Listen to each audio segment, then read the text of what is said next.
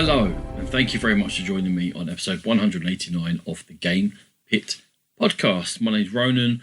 I will be your host for this Picking Over the Bones episode, which means I'm going to be taking you through 7 of the games that I've played recently, sharing my thoughts and feelings on them, giving them a very arbitrary rating out of 100, and perhaps you'll pick up some to play, some to avoid, and hopefully some to disagree with me about.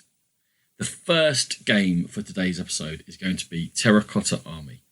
1 to 4 players, 2 hours long, 2022 game, as most of the games this week are, from Przemysław Fornal, who designed Blossoms, Adam Kopinski, who designed Nemesis, Lords of Hellas, and published by Board and Dice, famous for those T games, Teotihuacan, Tekhenu, Trismegistus, and many more.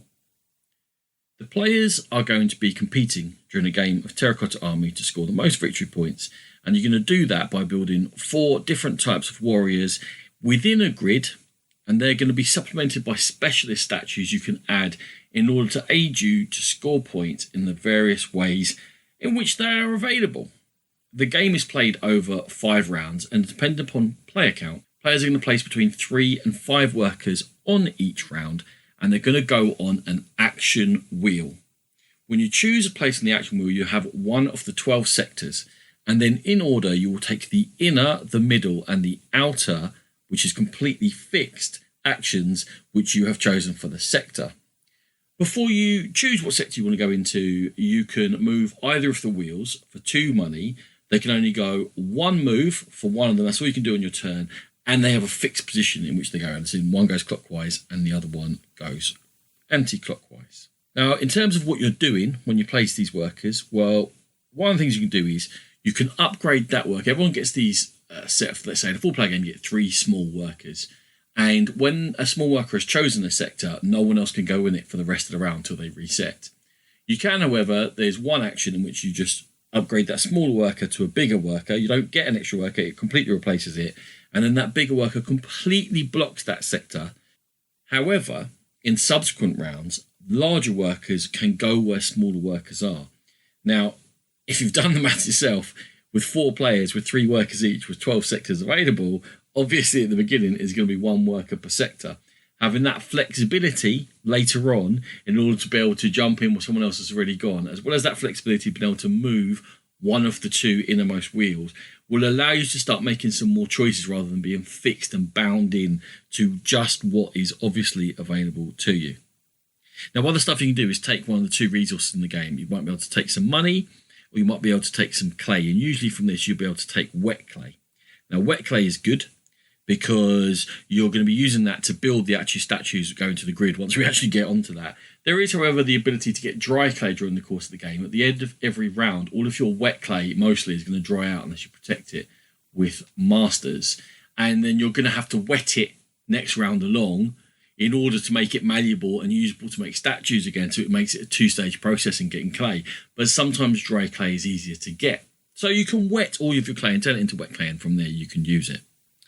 There are also actions that allow you to ready weapons. There are 4 different types of weapons in the game, and they come into effect in 2 different ways. Now, with all this wet clay, you're going to be able to take actions to build warriors. There are 4 different types of warriors, and you take one from a really cool box thing, which has them all standing up, and the first ones that are taken are worth more points than the ones laid down. So the more swordsmen have been taken, for example, the fewer points you'll get for building a swordsman. And then you can choose anywhere within this grid, the scoring grid, to place your statue. Now, there's many reasons why you want to put them in certain places, and we'll get into all of that. However, you can put it anywhere.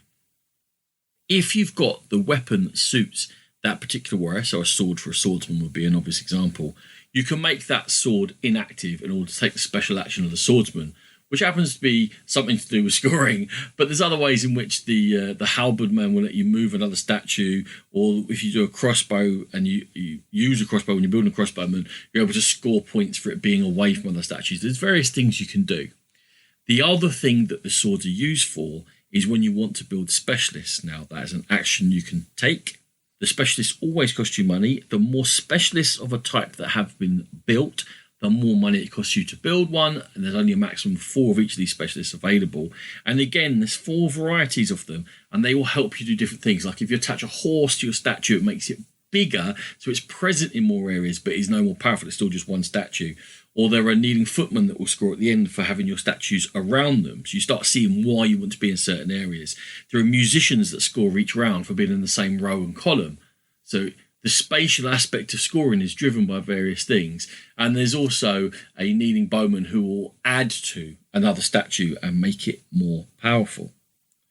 Now, those are the 2 things you can do with your weapons. However, with that money, as well as making these specialist statues to augment what you're doing with the warriors you're building with clay, you can also hire masters. Half of the middle wheel is taken up by the 6 special masters within the game. And you have 6 master tokens. Now, the first master that you can choose to hire that master for 1 money, put them in, and for the rest of the game, every time you choose that master, you will get to take that particular action. And you've got a stack of 6 of them. The second one costs 2, third one costs 3, fourth one costs 4, etc. And they're going to allow you to do things like build statues by just spending money but not getting the points and benefits for doing it. But it adds to your presence for in-game scoring. Or take some wet clay, or take loads of dry clay, or activate all of your weapons at once, or move the inspectors who are going to be looking down rows and columns and scoring at the end of every round. Or even take the inner action twice, which is the only way really you're going to be able to build 2 statues at once, which can be a real benefit to make sort of a jump move in order to grab hold of some of the points that are available each round. So we skirted around the points a bit. At the end of each of the 5 rounds, there's 3 ways in which the players are going to score. There are inspectors. One is for a column and one is for a row. And they start in the bottom left and they're going to inspect the first column and the first row. And then they'll naturally move one along. By taking a master action or a swordsman action, you can manipulate which rows and columns these inspectors are going to inspect, setting yourself up to score more points. Because in a lot of the scoring, by being in, let's say in this example, a row or column that's being inspected, you're going to score a small number of points. But by having dominance and by being the most powerful, you're going to score a higher number of points. And that's a theme that goes throughout the game, in that you're making decisions whether I want to be somewhere and just be happy with the lower number, or do I start competing for the higher number of points?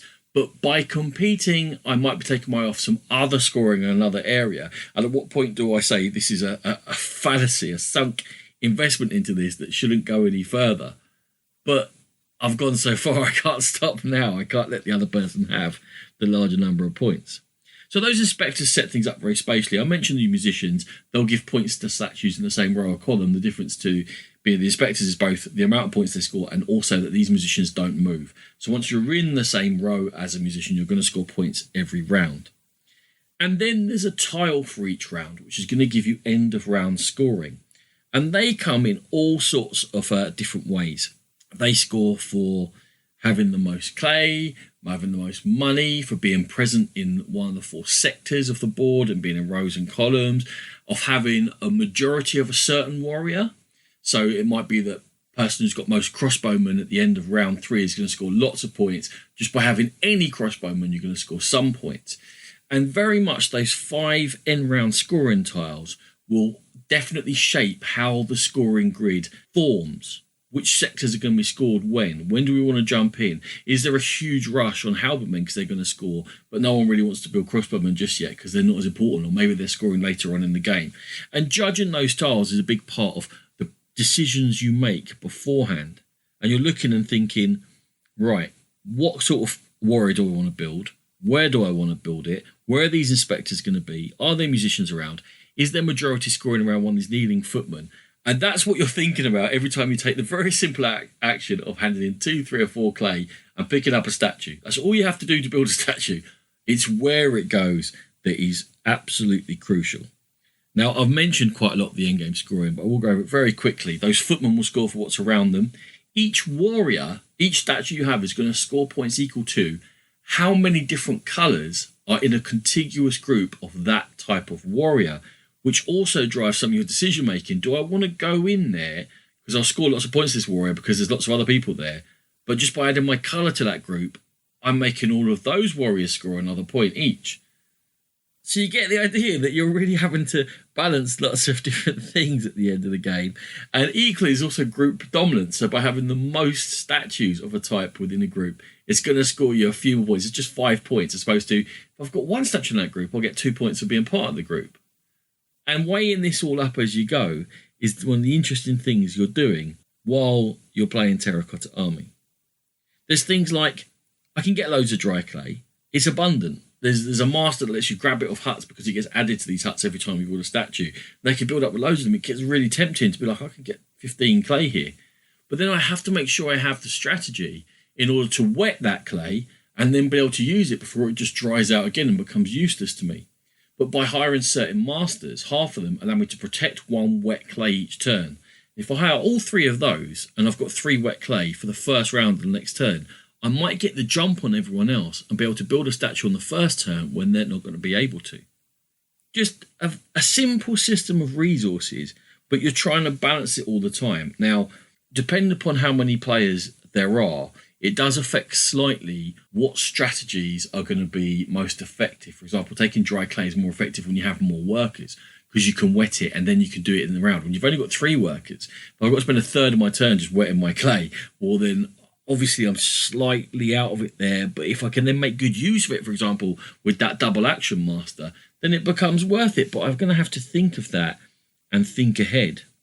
With fewer players, dominance becomes more important, because some of the other ways of scoring becomes less prevalent. So you really are vying with each other much more almost viciously over these points for being dominant, rather than when there's more players, you kind of go, well, I'll just be present because most of us are just present and I can focus myself in other areas. And it's a nice change up to the player count as to how the game actually feels. In making the choices of what actions you want to take, the limited wheel movement is very interesting. The fact that you can move the wheels one space in a fixed direction gives you choices. However, it does mean that when it's not your turn, it's much harder to plan exactly what you want to do on your turn because you won't know exactly where the wheel is. With more games, you become much more adept at it. You look at it and you go, you don't just plan one away, you plan 1 or 2 away in case someone moves it. And if they do move it and you've got a couple of goes, you can reassess. But the wheel doesn't change as much as it feels when you first start playing. And in fact, lots of people have said, I thought this might be a bit mayhem, I can't really, but you can actually process through and say, I know what's very important to me to do. With limited numbers of meeples, you feel like you should be always absolutely maximising every time taking action. And if I take this and one of these 3 actions is useless to me, when you initially play, you feel like, well, I don't know. You have to sometimes. You just can't do everything in this game. You have to accept, I cannot be first in every single scoring tile. I cannot win every inspector. I cannot do everything. I have to prioritise what I'm doing. And all of that come together actually very much balances out the analysis paralysis, because each action is quick and you're not working out how I'm going to get something done. I'm not trying to work out how I get the 7 mechanical cogs of this system into place just to spit out one thing at the end. Everything I'm trying to do is very simple. It's up to me what my priority is and what choices I'm making of how I'm going to score the points. It's only 2 resources to manage. It is all done on a shared board, which is lovely because there's loads of interaction. There's so much interaction in the scoring, obviously, in the actions you take, of moving the wheel, of denying people, of setting other people up. It feels like a real hybrid of taking some of the best of modern games in terms of presentation with actual statues that you're putting down, and the fact that there's a little box that sits up and you can see the special actions of each warrior along the side, the attractiveness of the whole thing, the production values, but also the fact that we are playing on a shared board, having a shared experience. It's easy to teach. I'm managing a very limited amount of resources and I'm making quick, clear actions that are not obfuscated in what the delivery is towards the end goal of scoring points. All of that sort of uncertainty comes from my opponents, not from me not being able to work out the 9 steps it takes to score 2 points. It looks striking. It plays fast. Yes, it can last 2 hours for 4-player game. It might sound like it's not actually only taking 15 actions. Trust me, you are involved all the time. Every time another player is doing something or putting down a statue or taking a specialist, it's affecting how you're thinking, what you're doing, how I react to it. You can probably tell from my enthusiasm and the length of this review that Terracotta Army, I think, is a fantastic game. I had hoped it would be. I thought it might be. It has come through in all of my plays. This would make my top 100 were I to write it out today. I highly recommend it. And for now, with an eye to possibly getting even higher up, I am giving Terracotta Army a score of 89 out of 100. Okay, if I promise you that was the long review, will you stick with me as we go through 6 more games? The next one up is Hamlet. Wonderful players, 90 minutes from 2022. Designer is David Chikop, who designed Pursuit of Happiness and Petrichor. The designer is Mighty Boards, who published Petrichor, Excavation Earth, Vengeance, Post-Human, and many more. In Hamlet, the players are all going to be competing during the building of the church within a hamlet to turn it into a town. And we're doing that by delivering all goods to the central church. The church says, this is what I want. And you deliver a certain set of goods, you build a part of the church, and when all the bits are built, the game ends. And you score for when you make those deliveries to the church, but you're looking to score all the way along by developing this hamlet, by playing down tiles, by moving your meeples around the place, and by building up a network for yourself. So how does it all work? Well, you're going to be using each of the meeples that you have. You start with one, you can buy more, and you're going to use them in various ways. The hamlet starts with sort of the blueprint of the church and then some resource areas. You can go to a resource area, you can use your meeple, flip it down, fill that area up with resources, and that's how you make some money. Now, those resources are now available for you or indeed anyone else to use on tiles that want those resources. So if I go to the forest and cut some wood, either I or another player, as long as I can get that wood to a tile that needs it, can use the wood that I've produced. It's never mine, it's everyone's. There are other tiles you can build which allow you to make refined resources. Now, anyone can go there and can create a refined version of the resource once you've built the tile. But if it's your tile and you use it and you create a refined resource, which some of the more powerful tiles might want or the market might want for players to deliver to them to score some points, I will get a benefit because I'm using the tile I built and my resources are refined. In order to move these resources around the tiles which come into play, you have to spend money in order to, buy meeples for more actions, but also to create a network of donkeys, and you can move them as you go. And as long as you have a donkey per tile between where the resources start and where you want the resources to be, you're able to say, look, I transport them across this wonderful army of donkeys.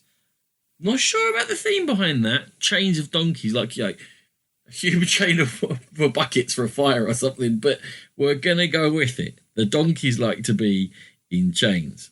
As well as the fact that donkeys need to be in chains, the tiles also have got different sizes. They've got stones, they've got trees, and they've got roads. And you have to make sure that the roads match up and you've got donkey for where the roads go round each other. Luckily enough, you can build bridges in certain areas in order to link up tiles and make your own little road network so that you can maybe build tiles and then look to build a bridge network later to attach them to you in order to get things backwards and forwards as you wish. Now, if you think that this all sounds like it might be a bit busy, with the tiles going down in different areas, with stones and forests and paths and donkeys and meeples and resources going backwards and forwards. If I tell you that some of these little resource dobbers are maybe 3 millimeters across, possibly 5 or 6 long, and probably 5 or 6 tall, and that which side they're on matters, because a refined one is just the other side of an unrefined one, and that you've got to put them onto the actual icons on the tiles to cover them over. But there's no spaces for bridges and stuff. You've got to plop them down wherever, quite possibly on top of some of the icons. And then I tell you that the paths, they look nice, but they're not very clear sometimes where they are and what they're between. And then I tell you that all of the iconography is absolutely tiny. And as soon as you start building the church or putting meeples and donkeys in place, you tend to be blocking someone's view of some of the iconography because it's so small and everything is so centered in. You're going to get that this is really awkward to play. And there's decisions to be made. And there's a spatial aspect to everything. And maximising the efficiency of my actions But to work it all out is such a pain. It's such an absolute nightmare. It's just so small. I mean, I'm trying to think of other ways of saying it. That's why I'm stuttering over my words and struggling, other than to explain that the tiles are just too small and there's just too much information on them, and they get very, very busy. And then it becomes even more of a headache. And it's a game of eking out small efficiencies because we're making resources available for each other. In effect, I'm doing it selfishly. I'm making these resources available because I want the money for them, or I want them. But I might make wood available and there's 3 of it and I only want 1 or 2. Well, then I'm leaving it behind for you. In order to make a sort of proper strategic decision as to whether that's worth it or not, I need to be able to see what's going on across the board. What you're doing, what resources you have in play, what tiles you've drafted, meaning that you want to add them to the Hamlet, and what they provide and what they cost. And it's just impossible because I just need a magnifying glass and a piece of pen and paper to go around everywhere looking at them going, what's that? What's this? Now, I can only voice my frustration about this game, and I don't want to go on about it negatively for too long because the game itself has got lots of interesting things going on. And the puzzle was interesting. And that interaction of me providing and you taking, was it worth it for me to provide that for you to take? Or that now that you've built that, I'm going to nip in ahead of you. All of that felt good. It felt like I want to get to know this. I really want to dig into it and get to know the buildings and realise when someone builds this or someone builds that, or when someone builds that and it's deliberately at the end of 5 tiles away from where someone else might need it because they've got loads of donkeys and you haven't, and they've stitched you up there. That's all great. But it's such a pain to play. The design is just let down by the production, and I just couldn't get over it. So this is absolute frustration. And if they ever bring out a double size, triple size version, and I have a massive table and I've got room for the huge box it would take it to go in, then I would love to play Hamlet possibly in that situation, or do something to clean up how all the iconography works. But for the moment, that frustration is a barrier that I can't get through. So I'm giving Hamlet 53. One of the buzziest buzz game, maybe the purriest purr game around Essen, and all the having sold out and what a great excitement. Well, they had very few copies, but it was great excitement. Is Cat in the Box, the deluxe edition. 2 to 5 players, 30 minutes, 2022. Designed by Muneyuki Yakuchi, who designed Yokai Septet and 7 Symbols and 7 Nations. And published by Ayatsurare Ningyokan, who also published Sweet Stack and Age of Assassins, and it's been picked up now by Bezier and Hobby Japan, hence the deluxe edition as opposed to Cat in the Box, the original publication. You may have heard of it. It's a trick taker, in which you are dealt a hand of number cards that have no colour to them, white writing on black background, and then a player begins a hand. And every time you play a card, you declare what the colour of that card is. So the number is fixed. I play a 6 down. I must say it's one of the 4 colours in the game: red, blue, green, or yellow. I then take one of my own daubers and mark off, let's say it was the blue 6. I mark off the blue 6 on the scoring grid. So the blue 6 has been played, so none of the other 6s in the game can be the blue 6. The next player then takes a card from their hand and plays it. They declare what colour that is. They have to follow suit unless they say, I can't follow suit. Now, let's say Sean had played it as a blue 6, and for whatever reason, the 7 I'm about to play, I decide I don't want it to be blue. Maybe the 7 blues already been played, or whatever reason might be, or maybe I'll choose it. If I put it down and say this is the 7 yellow, I then take the blue marker off my board, and I may not play a blue card for the rest of this round, because if I've not followed suit, I've declared I don't have any blue cards in my hand. And I have changed the state of the cards by my statement of the observation. The alleged quantum card system, which is not exactly right, but I guess it's close enough that we're going to allow it. And so therefore you must follow or say you have none. The heat of the hunt. If you cannot play a card, if you're stuck with a number in your hand and all that number has already been played, which I'm not sure it's possible, but more likely you've said that you haven't got the only colour that's left. So let's say I've got 4 in my hand and the only 4 that has yet to be played is the 4 blue, but I've already said I haven't got blue. It would have to happen for several cards in my hand, by the way, because you never played the last one. I'm in a paradox. the cards in my hand can't exist because they've all already been played, or I've said that they don't exist because I've said I haven't got that colour, which is actually the only way it can happen. I'm in trouble. For each trick that I've taken that round, I lose a point. If you don't have a paradox, you're not the person to have it, or it doesn't happen, and once players get at all used to the game, it doesn't happen as often as you might imagine, then I score 1 point per trick that I have. Now, the other thing, and this is one of my least favourite twists to a trick taker, and it might be because I'm still not very sophisticated as a trick taking game player, is that you have to predict how many tricks you're going to win in a hand. 1, 2, or 3. You must say at least one, no matter how bad your cards are. And if you've done that successfully, you then go over to that grid we've been talking about, whereby if I say I play the 5 green, I mark off the 5 green as mine, and then I say I've played the 6 yellow, I mark off the 6 yellow as mine, and so on and so forth. If I've predicted correctly the number of hands that I'm going to win, I will look on that grid and find the biggest area of my markers, and I get those as points as well. So I very much wish to predict my hand correctly at some point during the multiple hands you play to form a full game of cat in the box. Basically, everyone gets to go first once. The card play itself, to me, is interesting enough. It doesn't blow my mind because it kind of gets a little bit obvious as to, well, you don't cancel too many colours early, and ideally you'll only start saying I haven't got that colour once you can see the numbers in your hand can't be played really in that colour anyway, and you're not stitching yourself up. So people tend to play a bit safe in that. So the paradox thing is almost like a beginner's trip up. Now, it does happen sometimes if you're trying to overreach and stuff, but not really. The point scoring, to me, firstly, I wasn't going to like it because it's very much linked to predicting how many hands you can win, and I'm awful at it. Anything where I have to predict what other people can do is not a good sign for me. So that's one thing. The second thing is, though, if you get a big group of your own markers together, you can score loads and loads of points. But that is almost, not wholly, but largely dictated by what numbers you draw. Now, the numbers are slightly offset on the grid, so all the 8s aren't next to each other. It will go 8, 7, 6, 5.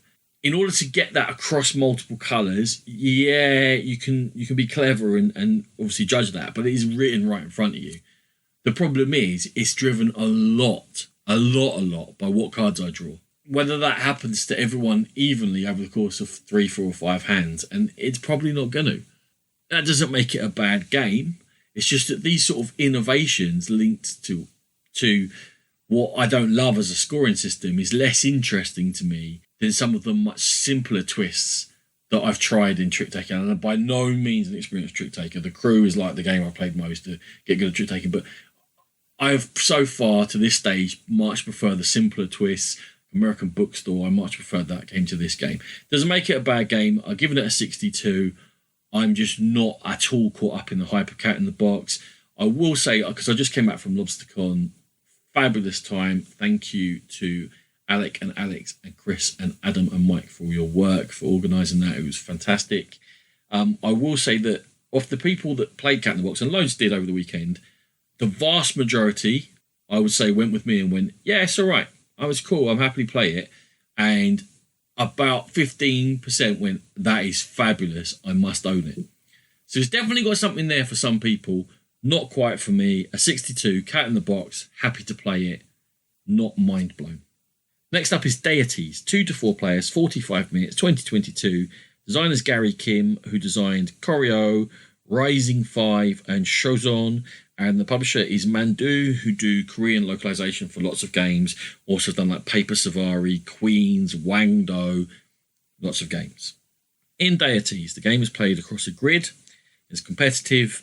It's almost entirely themeless. You're going to play a tile. You have one tile in your hand. It's two-sided. There'll be 2 different resources on it. Of the 3 of rice, wood and stone. You're going to play it at the end of a line. Now, the grid off the whole board is 8 by 8. It starts with 4 tiles in the middle. So to begin with, I would have to put my tile down with a face up that is the same as the opposite end of a line, but I can choose in any of the 8 directions where this line is. So you can count diagonals. And let's say I put it down. So I'd have a rice, and then there was a tile in the middle and a rice at the other end. I would now claim 2 rice resources, flip any tiles in the middle, and claim the resources that are on them. And the lines you form over the course of the 7, 8 or 9 rounds, depending on how many players you have, are going to become longer and you're going to take more resources as you go. But always within the rice, the stone or the wood, unless people have built structures in the way. Structures, you say, Ronan? There are 3 different types of structures you can use these resources to build. They are walls, they are temples, and they are towers, and they pile up on top of each other. So if I build a set of walls, that area now belongs to me. If anyone builds a line and goes through it, they will get the resource that's shown, but it doesn't flip, and I will get a point. Someone can put a temple on top of my walls, and now I will score 2 points for them doing it. Every time that line's activated, they will score points, and the person who activates the line will get a gold. A gold counts as a wild resource for any of the other 3 for when you're building, and you can always hand in 2 of the same resource to become a gold in order to switch around and turn that gold into a stone, for example, if you wanted to do that. With the walls, once you build one, you've got your own board that holds these sort of plastic buildings for you. Once one goes out, there's a gap in the board, and then you get a helper tile that fills it in. You draft it from a market. And the helper tiles are going to either give you an extra resource when you play it on a certain type of terrain on the board, because the grid shows terrains in, they're blocked out in certain areas, or it's going to give you the ability to trade in a certain resource 1 for 1 for gold once a round, or it's going to give you the ability to trade in a certain resource for victory points. Once you have a temple, again, it leaves a gap on your board, and you're going to draft from a set 4 a scoring condition for yourself only. And it may be for having built certain buildings, but having built loads of the same building will always score you points. It may also be for having area majority on a type of terrain, so having most buildings that control a type of terrain, or the board has got this central thing, and then it's got sort of 4 squares going out, if you can imagine, and you can get sort of scoring for being the person who's most on the inner square or most on the outer square, or wherever it might be, encouraging you to build or take over temples either on those terrains or within certain geometrical areas of the board. The towers will allow you to claim ultimate control of a space, and also they will just straight up score you points for having built the towers, but they will be more expensive than the temples and the walls. There's other ways of scoring points, and that everyone gets a secret endgame scoring tile in which they want to be in control of a certain terrain, or again one of the geometric shapes.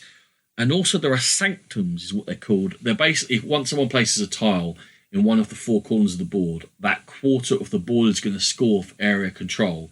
And they're all going to score at the end if they haven't been scored, but if they've been triggered in the game, they're worth twice the points they are. Then at the end of the game, they're only worth a handful of points. Deities is clear, clean, and simple in its play and in its designs. The buildings really match up nicely. They build on top of each other. It's always very easy to tell who's in control of an area, and the scoring at the end is no problem because you can see exactly clearly what everything is. The terrains are well defined. It's a simple enough board. Everything makes sense. There are also different paths to victory. You can put out walls, and all your walls can be built on during the course of the game. It's happened to me not very long ago, and you can still win because you score points when people build on top of you, and you can, when you're getting walls, you can claim those tiles that allow you to hand in resources for points. So you will then can drive it forward, and the more walls that you build, the more chance you've got of getting those out the market, just because you're giving yourself more chances. If I've built 5 walls, I've got 5 chances to get really good tiles, as opposed to if I build 1 or 2 and move on to temples and towers, then I need to maximise my temple and tower scoring. But it's nice the fact that you don't just have to chase in one direction and just go and build as many towers as possible, and that's what's going to win me the game. The downside to Deities is the main mechanism and the choices that I thought you'd have to make in forming the lines, going, well, I need 3 stone this turn, so therefore I want to do it here or here. It just doesn't matter often enough. Once the buildings start coming out, all you really want to do is grab coins. All right, you're giving a point away to someone, but you really want to grab coins, trust me, because they're so flexible. And equally then, the lines become so long that you're like, well, as long as I get 2 of something, it counts as the stone I need, so it's fine. And the choices of how the lines are built really became not that important, as opposed to people were chasing where to build their buildings and what area scoring they want to grab. And that's happened throughout. And that took a bit of the subtlety of the gameplay away from me. Abundance becomes a problem. You get so many resources that you're always able to build, and sometimes you're able to build a couple extra times on your turn, and really you're just churning everything out, and it takes away from some of the subtlety of going after a particular strategy and means and ways of building. I made a mistake in one of the rules times I taught it, and I said you can only build one building on a turn. And I almost preferred that game of it because people were forced to choose what they were doing in order to score, as opposed to just going, I'll build everything and score everything, and we'll all just get all the points in the world. There's no inner struggle in Deities because there's not much outer struggle. Cool game, it's a very chill game. Even when people attack you, you're still getting something back for it, and you can make it work out, so you're not that worried, which almost lends itself to, do I care enough? So it does a lot of things well. I'll happily play it. It hasn't quite got that hook for me to want to keep it on. And I've ended up giving it exactly the same score as Cat in the Box. So I think they're both very playable, enjoyable games, but I have no need to own them. So it's got a 62 as Deity. Okay, fifth game this time is the Night Parade of 100 Yokai. I'm going to finish you with 3 quick reviews here, by the way. So not long left. 1 to 4 players, 45 minutes. Officially a 2021 game. I'm not sure who got it in 2021. Designed by Louis Breuer. Keep the Heroes Out and Dwarfs with a 7 for the F, or Breuer Games, obviously Louis Breuer, who have also done Volknut, also designed by Louis Breuer. It's all Breuer around here. Okay, how does this work? There are a set of tiles laid out, which are the islands, on which each of the players representing a different species of yokai, maybe your foxes, your cats, your bears, your whatever, and frogs. And you are attempting to get a set number of your meeples onto an island, at which point they convert themselves into a shrine, and the first player to have built all their shrines is going to be the winner of the game. The mechanism by which you do this is each player has got 3 lines of cards, which are linked to the 3 different terrains, and on a turn they will activate 1 line of cards. When you activate a line of cards, it will allow you to place meeples onto the islands of that colour, 1 per island, so the maximum you can get out is 4 of your meeples at once. They will also allow you to move around the place, to punch each other and kick them out, and also by earning spirit and scrolls. A spirit is the currency, and scrolls, you need scrolls, like 1 each to buy cards, which are values 2, 4, and 6. And the more expensive the card, it still has the same icons on, but it'll have multiple icons. You can punch twice or move and gives you some spirit or whatever it might be. They are more useful. The next turn, you cannot activate the same line. You must go to another line. In a variant from expansions, you must go through all 3 lines of cards before you come back to them, because people tend to obviously concentrate on 1 or 2 and absolutely rinse them, or even 1. Have a good turn, bad turn, good turn, bad turn. This all sounds very good. But the capacity for shrines on each of the islands is too high. There's not enough tension and fighting and needing to, I need to get this on this island, there's nowhere else I can put it. There's always somewhere else I can put my shrine. I'm not overly fussed when you build one and you max it out. I'll just move these to somewhere else. At the beginning, one of the factions makes more spirit than all the others, which means they can buy better cards, so they're doing exactly what you're doing, but also getting more spirit, which will allow them to buy even better cards. And now they're doing things better than you're doing, and they can do what your speciality is better than you, and they're still getting more spirit than anyone, and they will run away, and it snowballs. And lots of people have come across this issue. So therefore, you go down to 3 players and you say, well, let's not use that faction. When you go down to 3 players, the issue with the overcapacity of shrines and the no need to go anywhere near each other, well, that's not true. You do need to go near each other. But the issue with the shrines, there's too many spaces for them, so you're not desperate to get them anywhere. You know, every island's available all the time. It's not like you're going to certain islands. And also, once people set them up on an island, they have 3 or 4 of the 5 required, and you're not in there. You're like, there's no way I can catch you up. So I'm not going to fight with you over that island. It's pointless. I'm just going to go to this one over here and start making them here. And you tend to actually be avoiding each other more than interacting on the board, especially if someone has a couple of punch symbols. Wherever they are, you're just like, I'm not going to go there. And there's lots of room, so it's not really a fuss. And the whole thing is kind of not really a fuss. And it feels like there's some nice ideas here, but it feels underdeveloped. And they haven't quite been brought to fruition. And that the whole spirit imbalance thing is a horrible idea.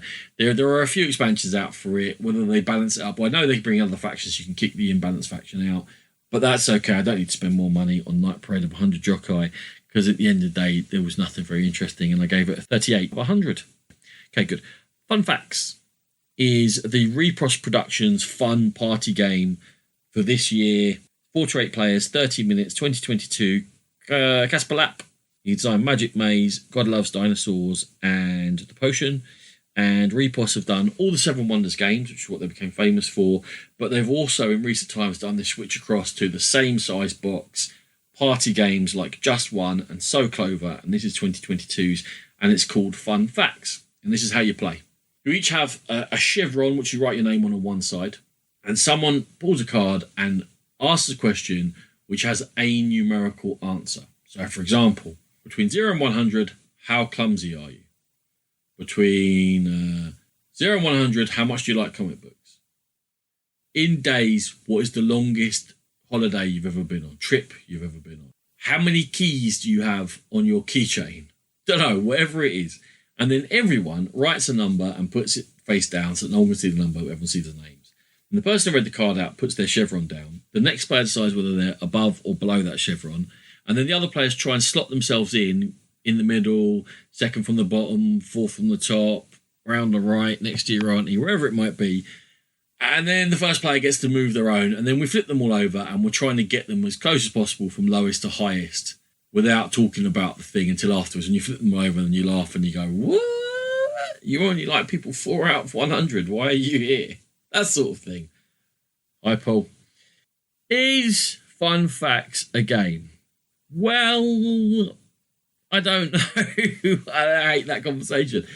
But the thing is, it is a conversation. That's what this whole activity, fun time is. It's about sitting around and talking about things you would never talk about with your friends, which automatically brings out topics and conversations and information and insights that you wouldn't really get.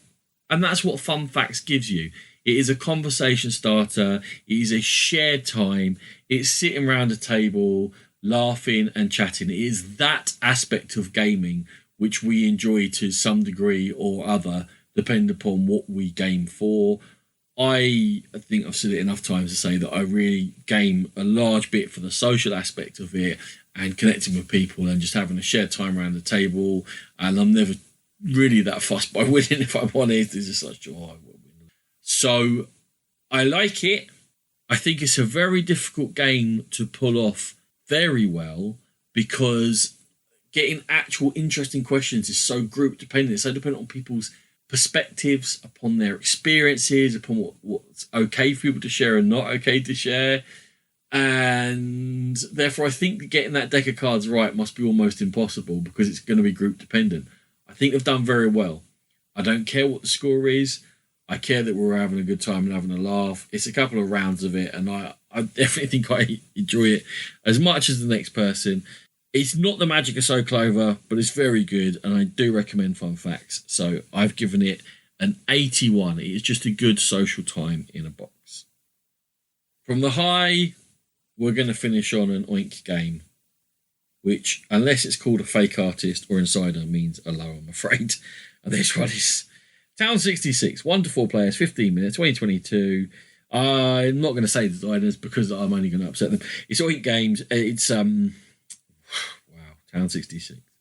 A tile starts in the top left of an imaginary 6x6 grid, and it has a colour and a shape.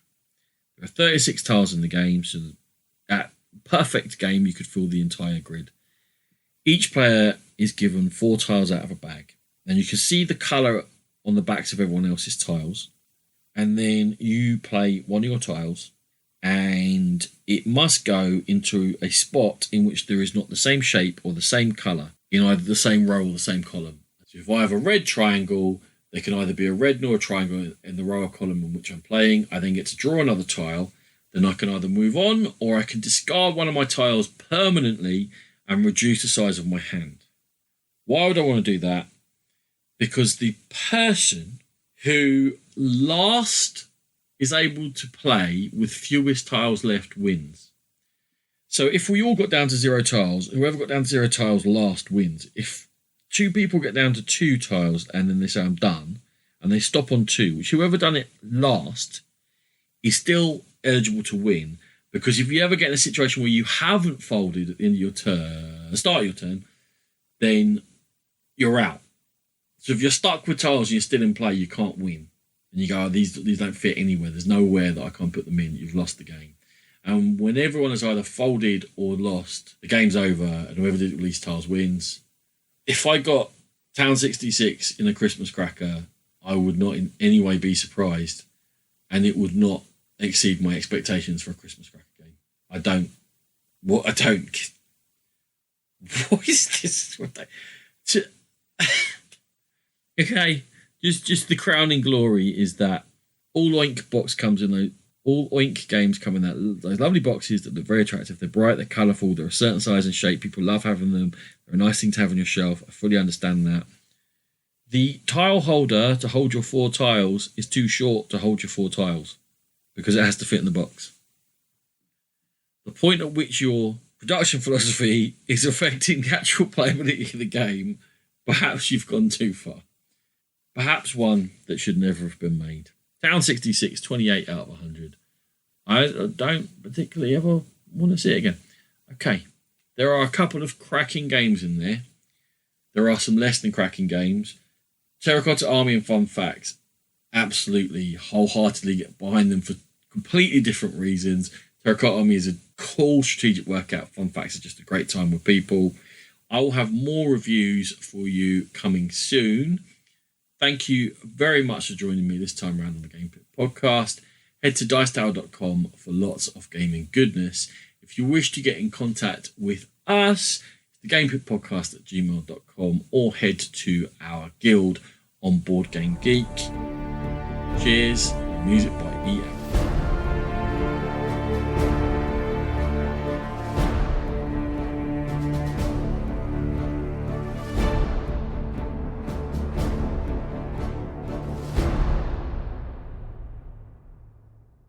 Boy.